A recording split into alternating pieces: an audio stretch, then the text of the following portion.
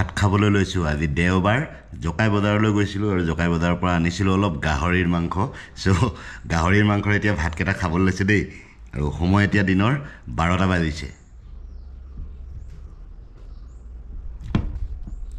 আচ্ছা কুমলীয়া ঔটেঙাৰ লগত বনাইছে আজি গাহৰি মাংস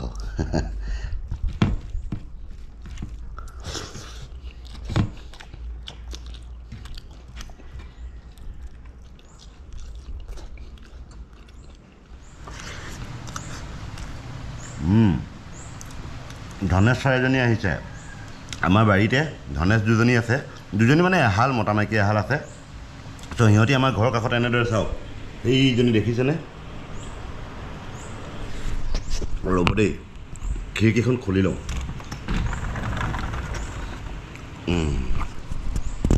এইজনী চাওক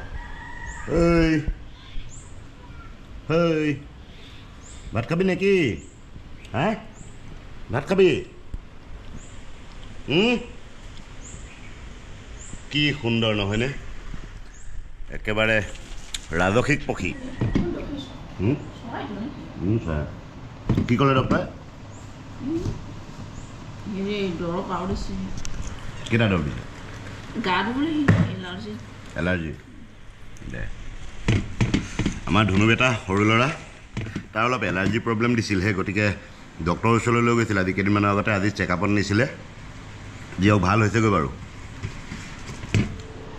ৰাম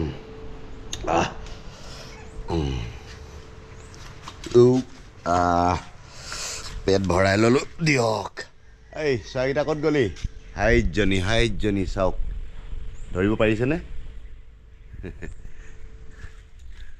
আৰু এজনী ক'ত গ'ল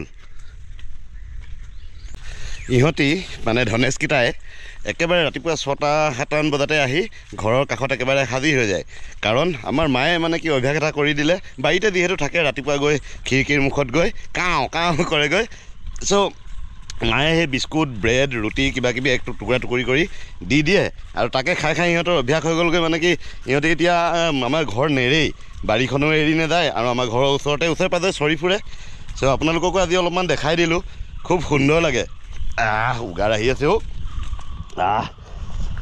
খুব সুন্দৰ লাগে একেবাৰে কাষৰ পৰা যেতিয়া ধনেশ চৰাই দেখিবলৈ পোৱা যায় নাই বিশেষকৈ ঠোঁটটো ৰাম কি সুন্দৰ লাগে আপোনালোকে একেবাৰে কাষৰ পৰা দেখি পাইছে নাই মই কিন্তু একেবাৰে কাষৰ পৰা চোৱাৰ সৌভাগ্য হয় সাধাৰণতে ধনেশ চৰাই কি হয় আপোনাৰ বৰ ভয় পান্দুৰা চৰাই হয় সিহঁতে মানুহৰ মাত শুনিলে মানুহৰ ওচৰলৈ নাহে মাত শুনিলে মানে দূৰলৈ উৰি যায় কিন্তু ইহঁতৰ অভ্যাস হৈ গ'লগৈ এই বেবীহঁত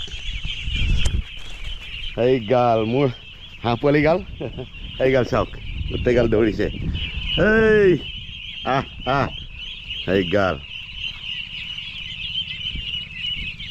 তহঁতৰ কাৰণে আনি আছে দানা আনি আছে শ্ৰীমতী আহি দানা দিবহি সিহঁতক চ' আহি পালোহি দিয়ক এতিয়া বাৰীৰ টঙিটো আপোনালোকক বহুত দিন দেখুওৱা নাই নহয় এবাৰ চাই লওক ওপৰলৈ সম্পূৰ্ণ এজন মানুহ থকাৰ এজন বা দুজন মানুহ থকাৰ সম্পূৰ্ণ ব্যৱস্থা আছে আৰু ইয়াত এইজোপা চিনি পাইছেনে কিহৰ গছ হয় এই চাংখনত এইজোপা হৈছে আঙুৰৰ গছ এইজোপা আঙুৰ বহু দূৰৰ পৰা একেবাৰে হিমাচল প্ৰদেশৰ পৰা এটা পুলি আনি মই লগাইছিলোহি আৰু খুব সুন্দৰকৈ এতিয়া বৰ্তমান লহপহকৈ বাঢ়িছে যোৱা বছৰ লগাইছিলোঁ এইবাৰ লহপহকৈ বাঢ়িছে আৰু এইফাললৈ হৈছে এইটো হাঁহ গঁৰালটো আৰু এইফালে মোৰ কুকুৰাখিনি কুকুৰাখিনি চাওক তৌ মাত দিছ হা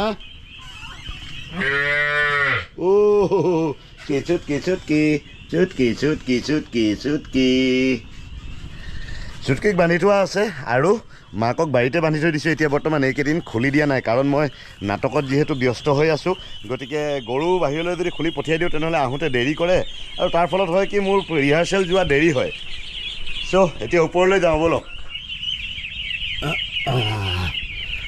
আপোনালোকক বস্তু এটা দেখাওঁ নতুন বস্তু এটা নতুন মানে কি আপোনালোকে যিসকলে জানে হয়তো সংগীতৰ লগত যিসকল জড়িত মিউজিকৰ লগত তেওঁলোকেতো নিশ্চয় চিনি পাবই। চ' আপোনালোককতো মই আগৰ এটা ভিডিঅ'ত কৈয়ে থৈছিলোঁ যে মোৰ অতীতৰ এছোৱা সময় পাৰ হৈছে নাটকৰ সৈতে। নাটকৰ মানে অপেচাদাৰী নাটক, অপেচাদাৰী থিয়েটাৰ যিটো MSR থিয়েটাৰ বুলি কোৱা হয়। চ' নাটকৰ লগতে এটা সময় পাৰ কৰিলোঁ। প্ৰায় 12 বছৰ সময় মই গুৱাহাটীৰ পৰা, গুৱাহাটীতে মোৰ বেছ কেম্প আছিলে ধৰি লওক, আৰু গুৱাহাটীৰ পৰাই মই ভাৰতৰ বিভিন্ন ঠাইত বিভিন্ন নাট মহোৎসৱত অংশগ্ৰহণ কৰিছিলোঁগৈ আমি গুৱাহাটীৰ চিগাল থিয়েটাৰ একাডেমি বা চিগাল ৰেপাৰ্টৰী থিয়েটাৰৰ জৰিয়তে।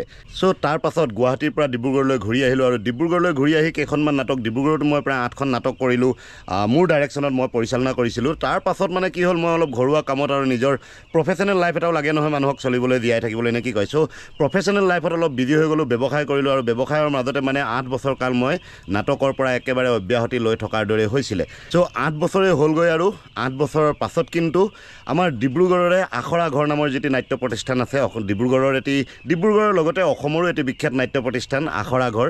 আখৰা ঘৰৰ সঞ্চালক অসীম শৰ্মা ডাঙৰীয়াই আমাৰ ডিব্ৰুগড়িয়াৰ বাবে, ডিব্ৰুগড়বাসীৰ বাবে জিন্তু দা। চ' জিন্তু দাই মানে কি হেঁচা মাৰি ধৰিলে মোক, তই এনেদৰে সোমাই থাকিলেওতো নহ'ব, আমাৰ লগতে নাটক কৰোঁ। আখৰা ঘৰৰ পৰা এখন নতুন নাটক লৈ আছোঁ ৰাৱণ নামেৰে, আৰু তই মূল কেৰেক্টাৰটো কৰিব লাগিব, তই মেইন ৰোল কৰিব লাগিব ৰাৱণ। মই চিন্তা কৰিলোঁ আকৌ কি হ'লে তাত, ইমান বছৰৰ পাছত পাৰিম জানো? গতিকে সন্দেহ এটাতো মোৰ নিজৰ ওপৰত আছিলেই, কিন্তু অসীম দাই মোক যথেষ্ট সাহস দিলে যে তই পাৰিবি, মোৰ ওপৰত বিশ্বাস আছে নহয়। অসীম দাই কৈছিলে মানে, মোৰ ওপৰততো বিশ্বাস আছে নহয়? মই বোলো আছে, ঠিক আছে, তই পাৰিবি, তই আহিবি ৰিহাৰ্চেল লৈ আহ। গতিকে আৰু তেনেকৈ আকৌ পুনৰ নাটকৰ লগত জড়িত হৈ পৰিলোঁ, আৰু এতিয়া বৰ্তমান আখৰা ঘৰৰ লগত জড়িত হৈ বৰ্তমান এখন নাটকৰ ৰিহাৰ্চেল এতিয়া আখৰা হৈ আছে।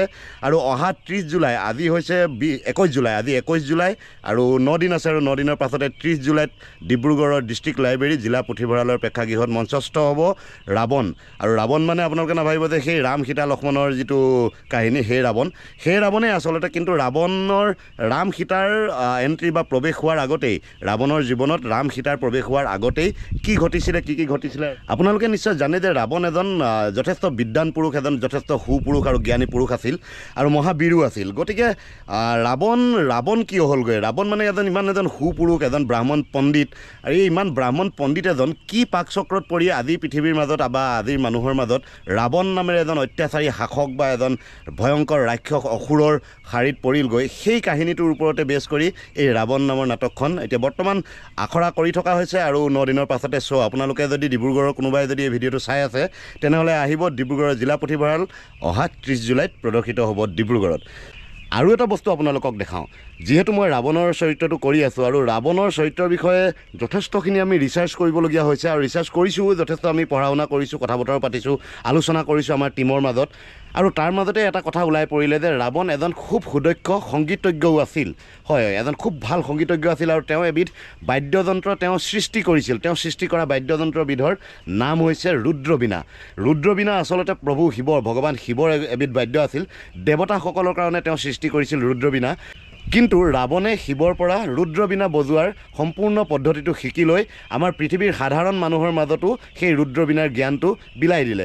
গতিকে ৰুদ্ৰবীণা এখন বনাবলগীয়া হৈছে, আৰু আচল ৰুদ্ৰবীণা আচলতে কি পাবলৈ খুব কঠিন, কাৰণ ৰুদ্ৰবীণা এখনৰ দাম কমেও 40,000 50,000 টকাৰ পৰা আৰম্ভ হয়। গতিকে কাৰোবাৰ ওচৰত থাকিলেওতো দিবলৈ নাটকৰ বাবে টান পাব, কাৰণ ভাগিব ছিগিব, কিবা লোকচান হ'ব, নষ্ট হ'ব।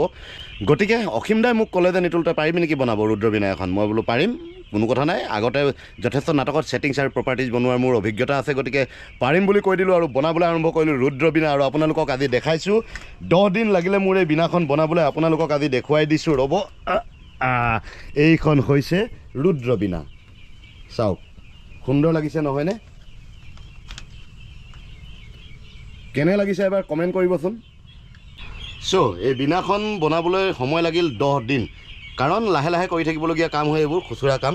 আৰু দেখিছে নহয়, একেবাৰে প্ৰায় পেলনীয়া বস্তুৰে বনোৱা হৈছে, পেলনীয়া সামগ্ৰীৰে বনোৱা হৈছে এই বীণাখন।